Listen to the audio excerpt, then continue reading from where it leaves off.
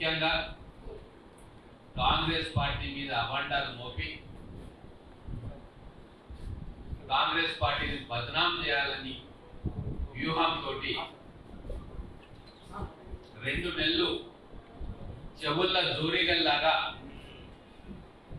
ఉత్సవం నీచం లేకుండా ఇష్టం ఉన్నట్టు మాట్లాడిన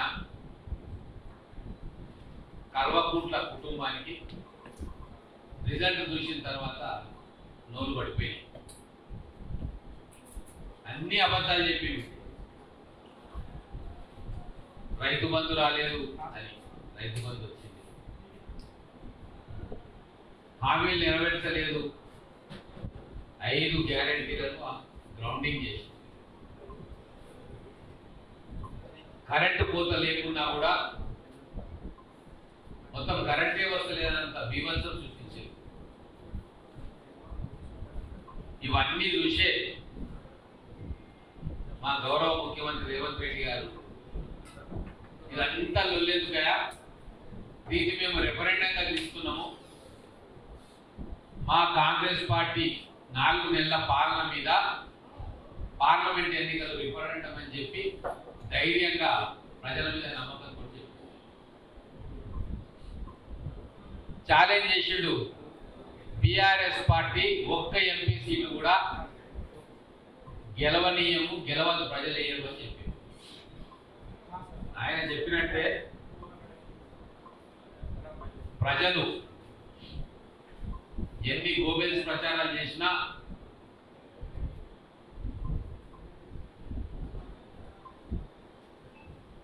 కాంగ్రెస్ పార్టీ సంక్షేమ పథకాలను గ్రౌండింగ్ చేసిన విధానాన్ని చూసి మళ్ళీ ఒకసారి తెలంగాణ రాష్ట్రంలో పట్టం కట్టింది. 8 పార్లమెంట్ స్థానాలు ఇచ్చిండ్రు. ఒక మహబూబ్ నగర్ స్థానంలో గెలుపు అంచుల దాకా పోయి ఆగిపోయింది. మొదలు 0 సీట్లు తెచ్చుకున్న బీఆర్ఎస్ పార్టీ కల్వకుంట్ల కుటుంబం నోళ్ళు బంద్ చేసుకోవాలి. ఇట్లనే మీరు సొల్లువావులు వారితే ఇప్పుడైతే 0 సీట్లు వచ్చినాయి, రాబోయే రోజుల్లో తెలంగాణ ప్రజలు మీ పార్టీకి పిండం పెడతారు.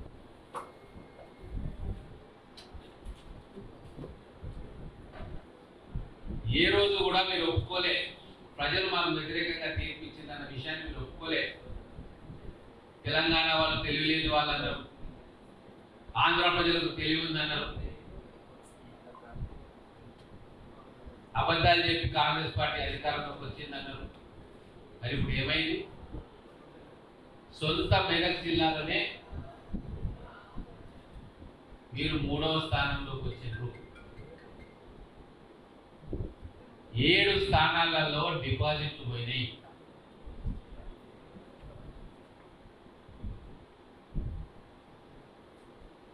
14 స్థానాలలో 3వ స్థానానికి వచ్చిండ్రు. కేవలం 2 స్థానాల్లో మీరు 2వ స్థానంలో వచ్చారు. మేము మొదలే అనుకున్నట్టుగా 7 స్థానాలలో డిపాజిట్లు పోయినాయి కదా, ఆ మొత్తం 7 స్థానాలలో మీరు గుండు గుత్తగా మీ కార్యకర్తలు బీఆర్ఎస్ పడే ఓట్లను వాళ్ళే స్వయంగా తీసుకుపోయి బీజేపీ ఖాతాలో వేసింది. ఎందుకు వేసిండ్రంటే కార్యకర్తలకు అర్థమైపోయింది, ఇక ఈ బీఆర్ఎస్ పార్టీ అనేది ఉండదు,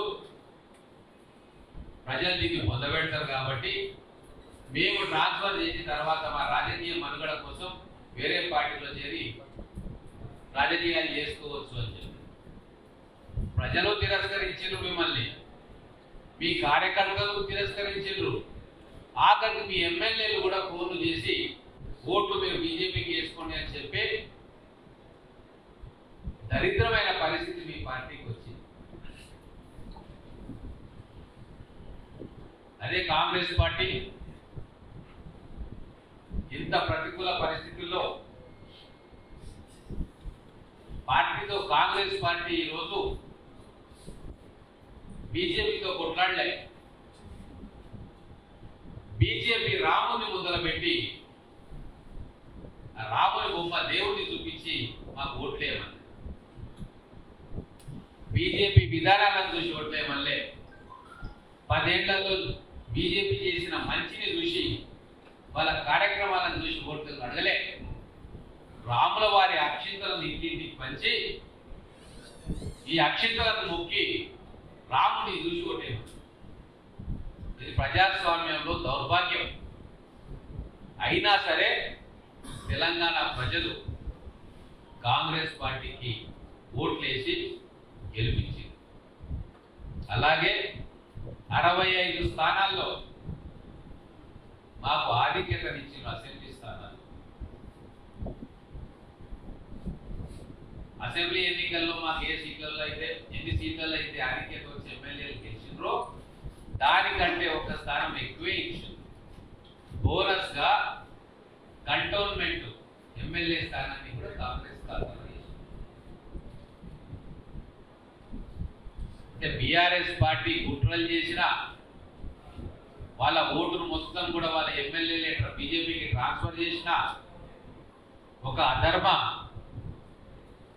ప్రచారానికి, అధర్మ యుద్ధానికి తెరలేపిన బీజేపీ అక్షింతల పేరు మీద, రాములవారి పేరు మీద, రాములవారి ఫోటోలు పెట్టి ఓటు అడిగినా ఈరోజు తెలంగాణ ప్రజలు రేవంత్ రెడ్డి గారు చేస్తున్న కార్యక్రమాలకు అండగా నిలిచి 8 పార్లమెంట్ స్థానాలు ఇచ్చిండ్రు. ఇంకొక ముఖ్యమైన విషయం ఏంటంటే అసెంబ్లీలో వచ్చిన ఓటు శాతం కంటే పార్లమెంట్ ఎన్నికల్లో కాంగ్రెస్ పార్టీకి వచ్చిన ఓటు శాతం ఎక్కువ. 40.10 ఓటు శాతం ఈరోజు పార్లమెంట్ ఎన్నికల్లో కాంగ్రెస్ పార్టీకి వచ్చింది.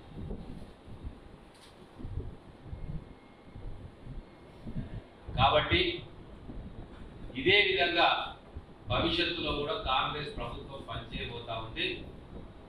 ప్రజల కోసం పనిచేసే ప్రభుత్వం ఖచ్చితంగా మున్ముందు ఇంకా ప్రజల విశ్వాసాన్ని చూడగొనే కార్యక్రమాలు చేస్తుంది. ముఖ్యంగా బీజేపీ పార్టీ నాయకులకు కూడా ఒక హితో చెప్పదలుచుకున్నా, నోరు ఉంది కదా అని నోరు బారేసుకోకండి. మీది బల్పు కాదు వాపు అనేది తెలంగాణ ప్రజలందరికీ కూడా తెలుసు. పార్లమెంట్ ఎన్నికల్లో మీకు ఎక్కువ ఓట్లు వస్తాయి, అదే అసెంబ్లీకి స్థానిక సంస్థలకు వస్తే చెట్కిల పడతారన్న విషయం ఇప్పటి నుంచి కాదు. మాట్లాడుతున్న వాళ్ళు నిన్నమన్న బీజేపీలో జరిగిందేమో. 1980 నుంచి ఇదే పరిస్థితి. పార్లమెంట్లప్పుడు ఓ 5%, 10% ఓటు ఎక్కువ పెరుగుతుంది. మీరు సంకలు గుర్తుకుంటారు, మనం పెరిగింది మా పార్టీ అని.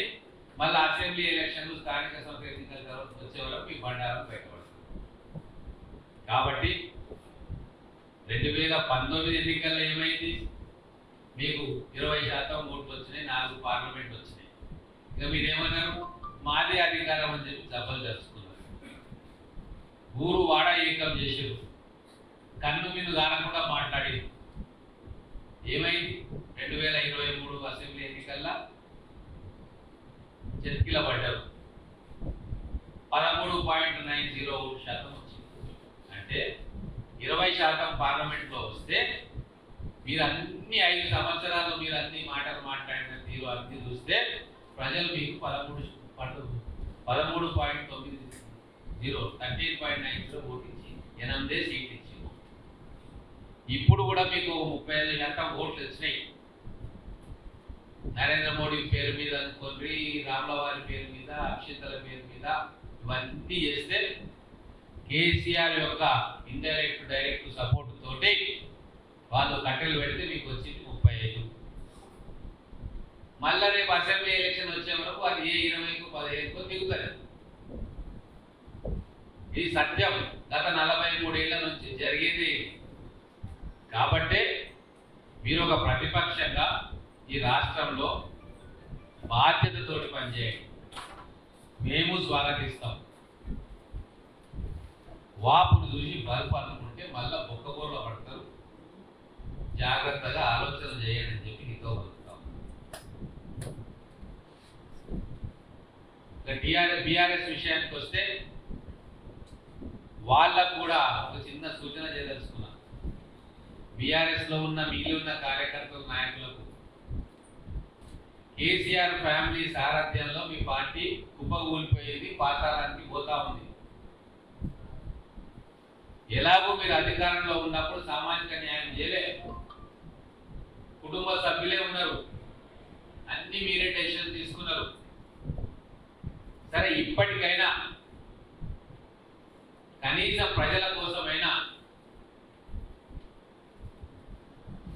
మీ పార్టీ అధ్యక్షులను మార్చుకొని ఒక దళిత వర్గానికి చెందిన వ్యక్తినో ఒక బీసీ వర్గానికి చెందిన వ్యక్తినో అధ్యక్షులుగా చేసుకొని పేరుకైనా పేపర్ మీద సామాజిక న్యాయం గురించి చెప్పే ఆలోచన చేయండి అని చెప్పి ఇదొక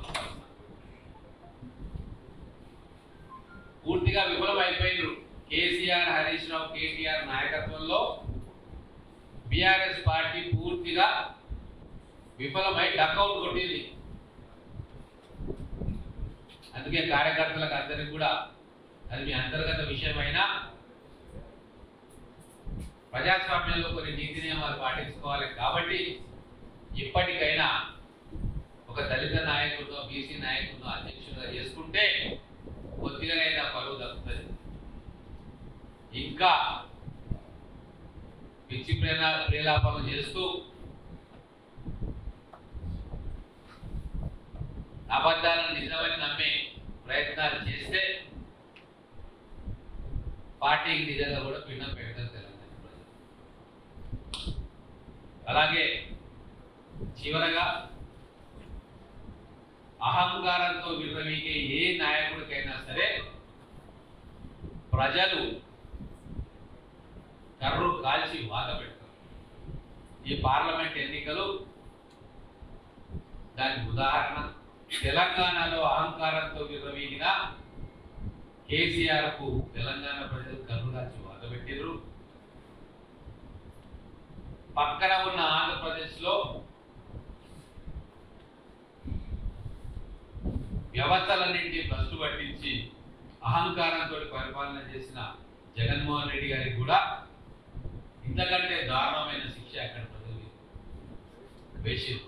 అలాగే వ్యవస్థ మొత్తం ఇద్దరు చేతుల్లో పెట్టుకొని కేంద్రంలో ఫెడరల్ స్ఫూర్తిని తుంగలో తొక్కి ఇష్టారాజ్యంగా ప్రభుత్వాలను కూలుస్తూ పార్టీలను చీలుస్తూ సిబిఐ, ఇన్కమ్ ట్యాక్స్, ఈడీ లాంటి వ్యవస్థలను రాజకీయ ప్రత్యర్థులను అనగదొక్కడానికి, లొంగ తీసుకోవడానికి వాడుతూ ఈ 10 సంవత్సరాలు ఒక అసంబద్ధమైన ప్రజాస్వామ్య వ్యతిరేక పరిపాలన చేసిన మిమ్మల్ని బీజేపీ ప్రధానమంత్రికి, హోంమంత్రికి భారతదేశ ప్రజలు గుణపాఠం చెప్పి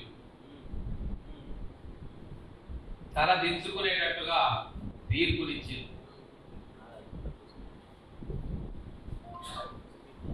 ఒక చరిత్రాత్మకమైన తీర్పు, ప్రజాస్వామ్యాన్ని బతికించే తీర్పు ఈరోజు భారతదేశ ప్రజలందరూ కూడా పార్లమెంట్ ఎలక్షన్స్ లో ఇచ్చారు. సీఎం సొంత జిల్లా, సొంత నియోజకవర్గాలతో ఉండదు. రాష్ట్రం అంతా కూడా సీఎం గారి పరిపాలన. మొత్తం రాష్ట్రంలో విజయాలన్నీ కూడా వారి ఖాతాలోనే వస్తాయి. ఏదైనా 1-2 అపజయాలు వస్తే కూడా వారి ఖాతాలోనే వస్తాయి. కాబట్టి ఒక ప్రధానమైన కారణం మహబూబ్ నగర్ పార్లమెంట్ స్థానం ఓడిపోవడానికి గతంలో మా ముఖ్యమంత్రి గారు చెప్పినట్టు బీఆర్ఎస్ పార్టీ సుపారీ తీసుకున్నది. మహబూబ్ నగర్ పార్లమెంటును గెలిపియడానికి, బీజేపీని గెలిపియడానికి